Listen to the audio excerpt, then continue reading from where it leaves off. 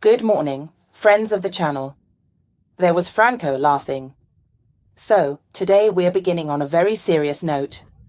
Today we're outside, in a house that you may have seen if you've been to Castellamonte. This old house was built to protect an ancient scale where Castellamonte's clay was weighed. I decided to hang a sculpture by a talented artist from Castellamonte. He'll bring it to me in a few days. After the ceramic exhibition, I became obsessed with this brilliant sculpture and talented artist. He'll bring it to me to hang it up, but we can't just leave the walls like this, can we? Right, Emma? No, so let's take the opportunity in this tutorial to show how you can paint directly onto walls finished with cement, using Magic Paint directly. Shall we get started? Let's get started. Can we come out of this? Yes, let's try. Let's get started.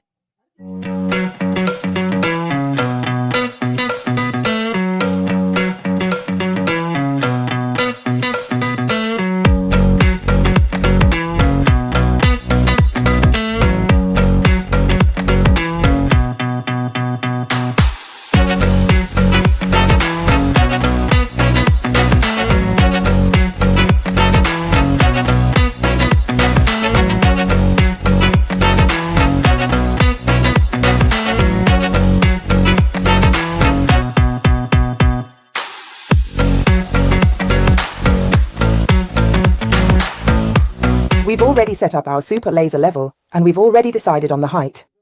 The height will follow the two windows on the sides, so as to create this division on the wall, which will be a fake paneling. So the wall will have two different shades, the top slightly lighter, the bottom slightly darker. Here, we'll blend the colors to create a more lived-in effect. But there will also be a final surprise that will reflect the artwork we'll be hanging up later. Emma has got the wood, the stick, and the pencil in hand. Let's get over here to the side. Of course, we follow the level, which will be set just below, and we draw a line. I've been using this laser level loads, even for putting knobs on furniture straight. What an idea!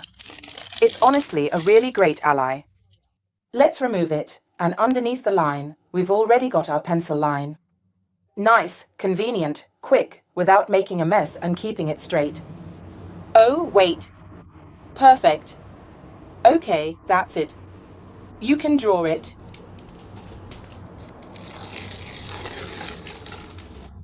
Let's take some color and paint.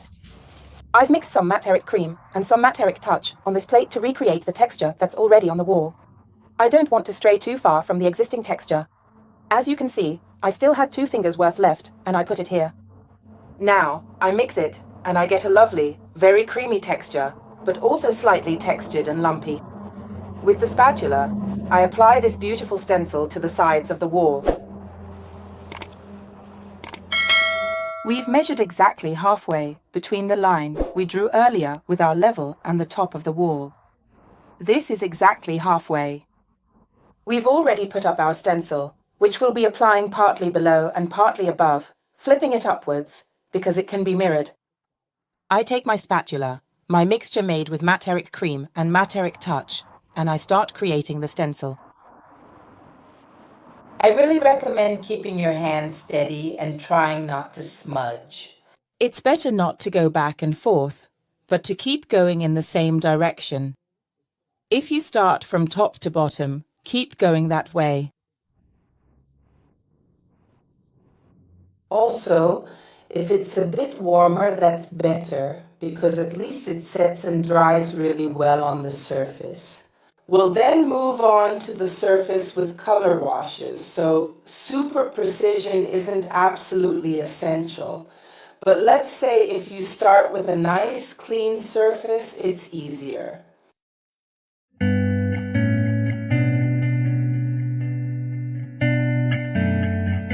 Let's see if it came out precise, even though it's not given, considering the wall is very textured. And voila!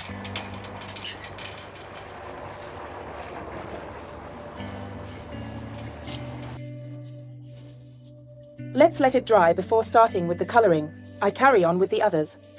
We'll use the Kessler brush, both on the lower and the upper part, to create a surface that's not perfectly uniform, but already a bit worked. Then, of course, we'll add some shading, some highlights, not all today, though. But for the brushwork, We're working in layers of color. To do this, we've taken 2 big trays and the Kessler brush. Always make sure that the setup you choose for mixing 2 colors is perfect for the brush. Now, Castellamonte and Corteccia. In one tray, we'll put pure Castellamonte. In the other tray, we'll put Castellamonte darkened with a bit of Corteccia. I've mixed it well. I'm removing the excess and dividing it into the trays. Grab the brush, thank you. 1, 2, 3. Thank you. A bit here too. I add a little bit of Corteccia, and of course, I took the small can because I only need a little, not too much. It's just to darken the main color.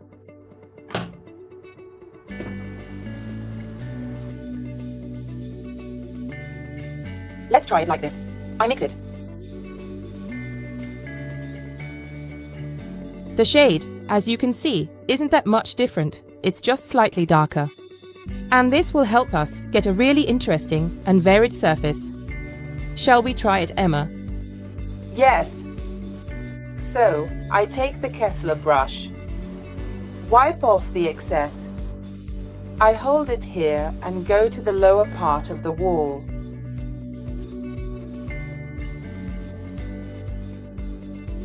In some spots it will be darker, in others lighter, and that's what I want. I'll carry on.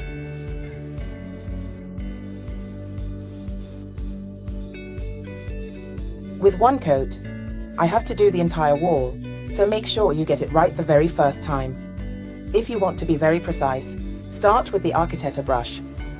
Load it well with both the 2 colors and go along the edge. This is just to create a clear division. Clearly, then we'll go in with the second color and do the upper part. And obviously, these are just initial divisions, because later we'll make the surface much more worked and detailed.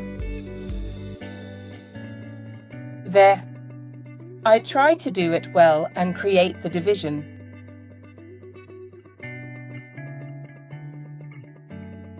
I load my brush very well, drain off the excess and continue.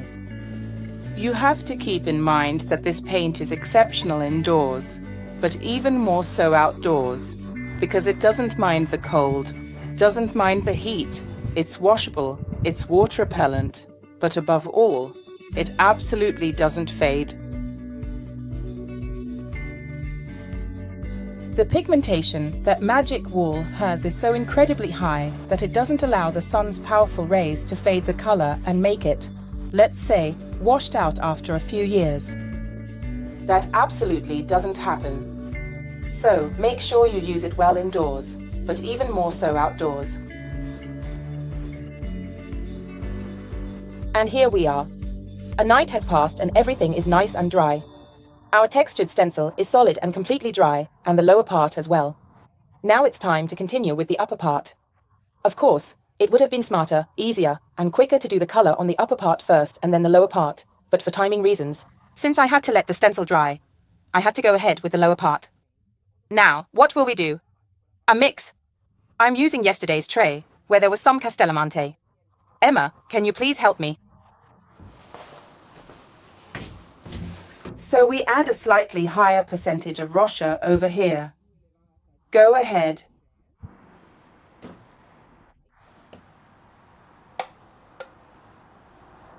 But inside, I'll add a small drop of Castellamonte to make it blend even better with the lower part of the wall.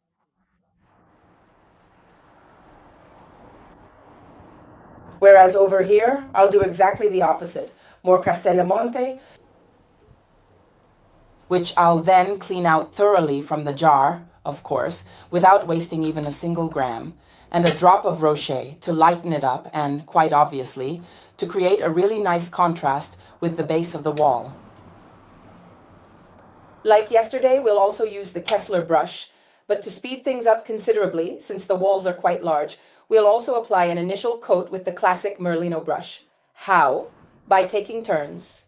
We'll use the Kessler brush to add surface color touches.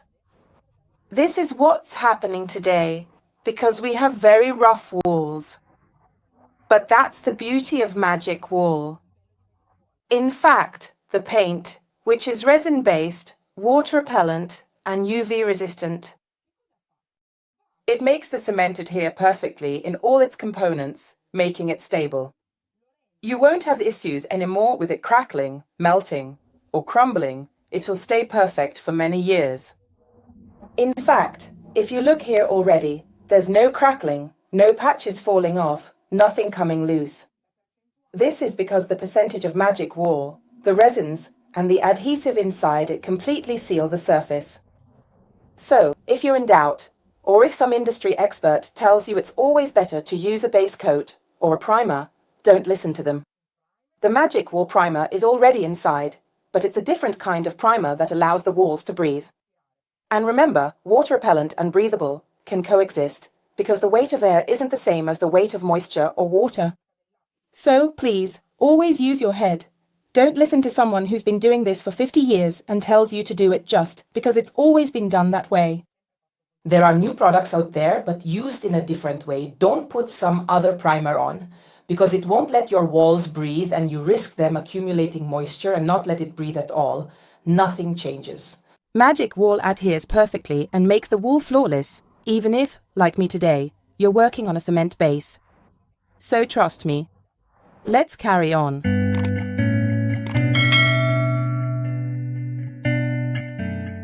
Emma, I will go slightly ahead like this, and you pass over it while it's still wet with the second color. Go on, let's show the subtle contrast. It's very slight, but that's how we want it, because later we'll create an antiquing wash of color over the whole surface, and in certain spots, the brush strokes, slightly darker or slightly lighter, will stand out and blend with the base. We'll show you now how the stencil turns out. Look at the stencil. Even if there are a few small imperfections, we don't mind, because it's a tone-on-tone stencil on the wall. The transfer design, which will be more dimensional, will then be highlighted across the whole wall. But look how stunning it is. Emma, you go ahead with the lighter color.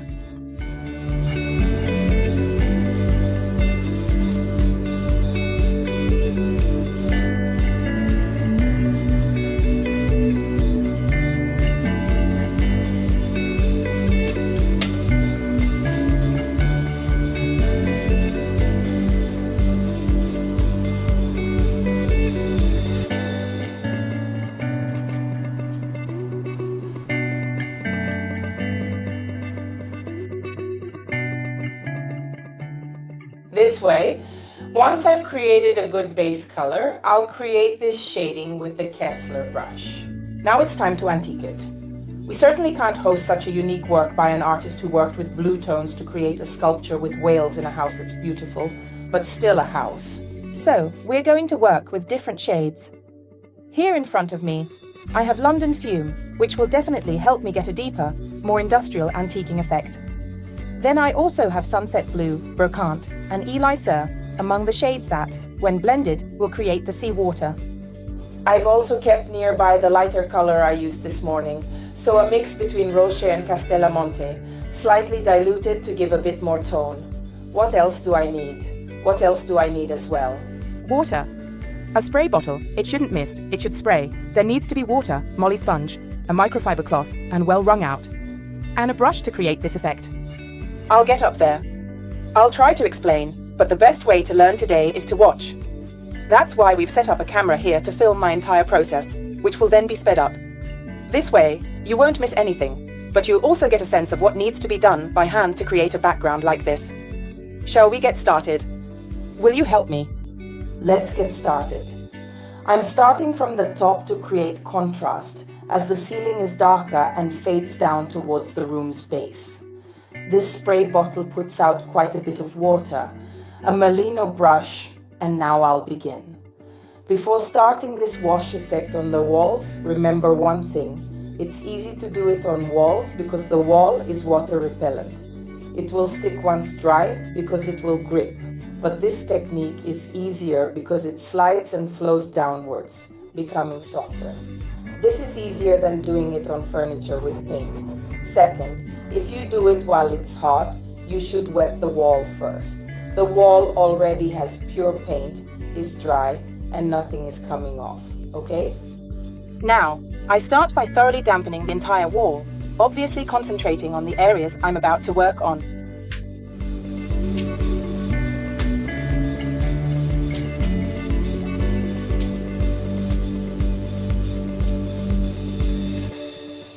It's crucial to dampen the corners as well. I wet a bit more in the spot where I'm going to apply the pure, undiluted color, then I slowly work it in. I'm lucky enough to have a sort of helpful half line on the ceiling, so let's get started with London Fume. Don't worry too much if you happen to see, let's say, the tone subtly changing, but you really need to pay close attention to one very important thing. I use just one single brush for the entire wall, so it's extremely important to fully understand that with just one brush you can do the entire wall, even when using different colors. Before I begin washing the main wall, I move over and do the corner on the other side as well. I use water and wet the wall on this part too. I continue with London Fume, using a bit more product in the corner because, of course, the corner is where everything tends to gather. And voila! Now, very gently, I start allowing my darker color tone to run down. And obviously, now it's important to have a spray bottle that doesn't just lightly mist, but that creates a strong run of water. Otherwise, if it only mists, what will happen is that it dries on the wall, and you'll end up with a stain that you can't get rid of. It must run down, because you need to begin color the entire wall quite strongly. Obviously, to keep the streaks of color continuously running on the wall, you need to keep applying it, even on the lower part, and you'll keep having it. Today is a day that's not excessively hot, so it's perfect for this kind of technique.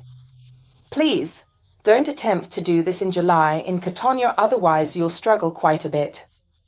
One thing you need to think about straight away is how to lighten some specific spots where the color is a bit too intense, like right here, where there's a significant amount. I use a sponge, dab it very lightly, gently bring out a bit of the underlying base color, and then I carry on. Remember that here, in some spots, I want to have drips, but I don't want to have this streak running down the wall.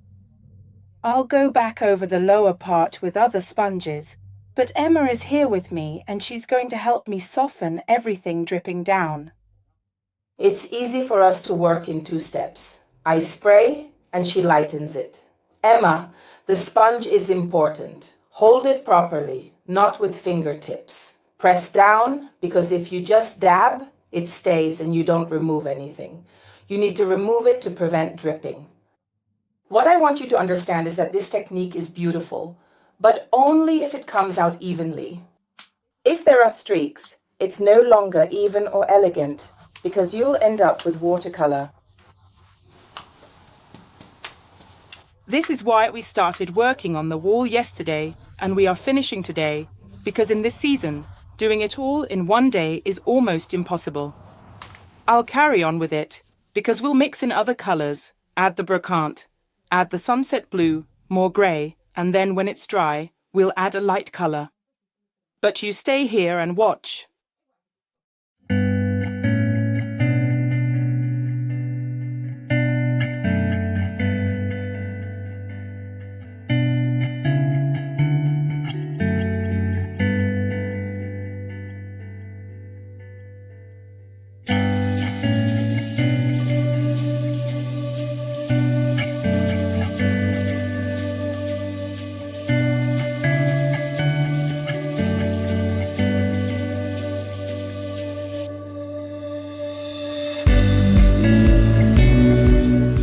The difficulty with this job is starting from the top and connecting to the bottom. At a certain point, we started collecting the liquid at the bottom, which is the perfect mix of all colors we've used. We spread it on, going deep with the sponge in the rough wall, then lightly sprayed it with water to set it. Now, if you pay close attention, the stripe that starts from the top gently connects here, where the colours Brocante and London Fume come together to move towards the end. What we wanted was to recreate this marine gradient on the wall, perfectly split in half with Castellamonte colour, because that's what I chose. But we also want a gradient that moves across all four walls.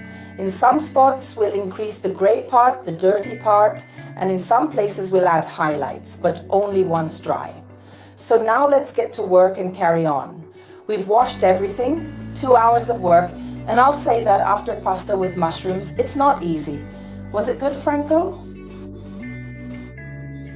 Now, before we add the highlights, which we will do tomorrow, because the walls need to dry thoroughly overnight, I'm going to make a light line to separate the two colours. I'm doing it today because tomorrow, when I add highlights, I want them to wash over my line as well. Using the largest flat brush from the set of small decoration brushes and some leftover London Fume, the same I used to antique the walls, I go straight in and rub it along the line. It doesn't need to be perfect, it should look spontaneous, so don't stress too much. I take the small brush and go over the line. As you can see, it looks very natural because, since the London Fume colour is already on the wall, it's really just a little touch-up. Tomorrow, when we'll add the white shade, we'll mask it even more. I'll carry on with the other sides. We've reached the end of this amazing wall. Today, with the sunlight, you can see it's a completely different job compared to yesterday. When colours start to blend, as they dry into the rough wall, you will see what an amazing job. Right now, everything looks mysterious, and you might not understand my wall decoration until the installation is up. You'll see it. It will create harmony between ceramics and the sea. Here, using Castellamonte at the base darkened it a bit, and working with sea representing tones will create perfect harmony. Water, pure Rocher to give the final touch. The final touch is the light. You can't have the depth of all the colours used if you don't add a bit of light. I have to try not to make too much of a mess, because yesterday they cleaned in here really well and everything is perfect. So I take the Rocher wall that I put in this bowl, add a bit of water, quite a bit actually, basically 50% water and 50% colour, a nice sponge, brush. I go up and start working on the surface. Be careful here, because if you don't wait for it to dry thoroughly, you'll keep flooding it and removing it. So in the end the white needs to be applied very delicately. I mix the colour really well, Rocher with plenty of water. I go up and start applying the white, that is the light shade, where I want it. Remember, a little at a time because this is the final layer and obviously we don't want to cover all the previous ones, but rather enhance them.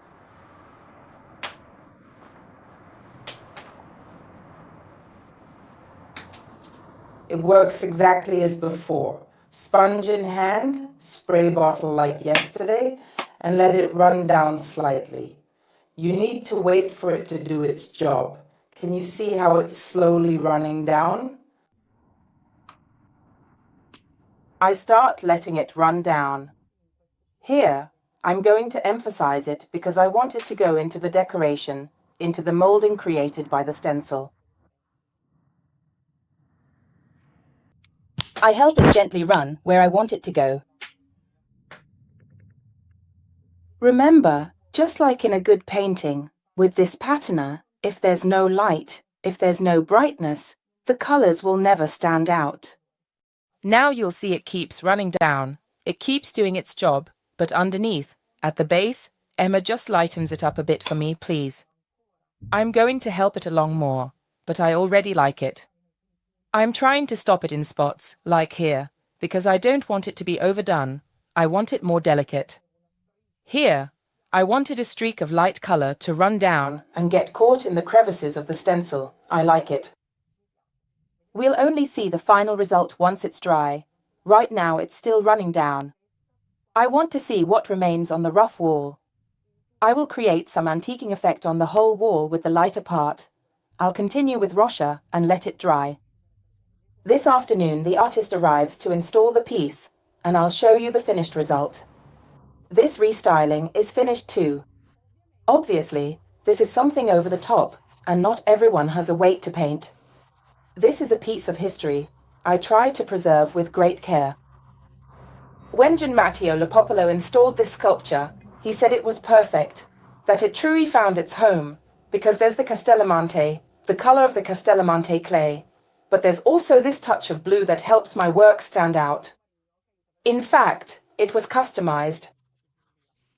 I wanted to honor something I love, but I also wanted to give this place a reason to exist. It used to be the way station where lorries would pass. They'd drive onto this iron platform.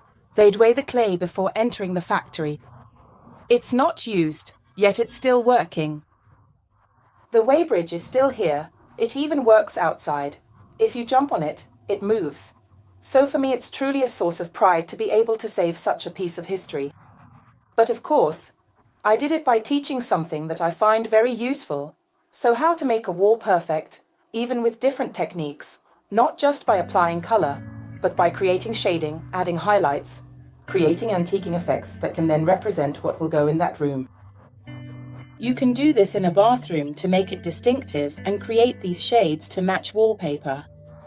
You can create these shades on a wall to tie them in with the tiles, so that the wall behind your sofa stands out and also connects with the kitchen you have in front of it. These shades, in my opinion, help give a more contemporary feel to the restyling, but also to make the environment more homogeneous and harmonious. I know I sometimes show things over the top, but if we always do the same things, I would bore you, right? I deliberately put a very old, quite damaged mirror here, but I like the idea that this mirror reflects the sculpture. If you want to reflect something special, always remember to put a mirror there. Maybe you have wallpaper and want to make a corridor or your room look bigger. Always put a mirror at the end, or one that reflects the wallpaper. It will look bigger, and you'll bring the wallpaper onto the other wall too. I really like it as it is, old, worn, and with no magic paint, because it's something ancient that becomes beautiful again, even nowadays. Meanwhile, I'll sit here, listen tinkling sound, and relax. Now, I'll say goodbye. Remember, you can only find magic paint on the website elisa&MagicPaint.com or in the authorized retailers listed on magicpaint.it, divided by region. Don't go looking for it in chain stores or multinationals, because magic paint isn't there and it's not available on Amazon.